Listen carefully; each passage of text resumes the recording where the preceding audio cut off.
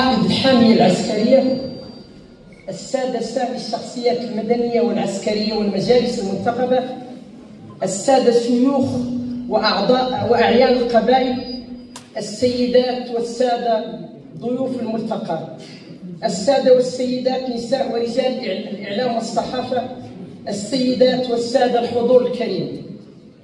يشرفني أصالة عن نفسي ونيابة عن إدارة ولجان ومنظم الدورة الرابعة للملتقى النسوي جواهر الصحراء أن أرحب بكم في حفل افتتاح فعاليات هذه النسخة التي تتميز بتشريف كبير لنا كنساء السمارة جميعا بنيل الرعاية الملكية المولوية الشريفة لصاحب الجلالة محمد السادس أيده الله ونصره، والذي ما فتئ جلالته يولي عناية خاصة بهذه الربوع من المملكة الشريفة عامة وللأقاليم الصحراوية المغربية بشكل خاص.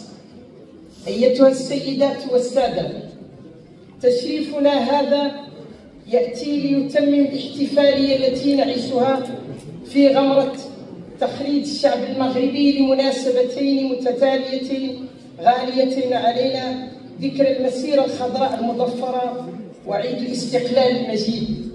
لنواكب نحن بدورنا نساء إقليم السمارة هذه الاحتفالات بهذا الحدث المتميز ضمن سلسلة الأوراش التنموية التي يعرفها إقليم السمارة، ونساهم من موقعنا من خلال انخراط المرأة في هذه المسيرة بكل حماس ومسؤولية ووعي بما يتطلبه منا الواجب الوطني.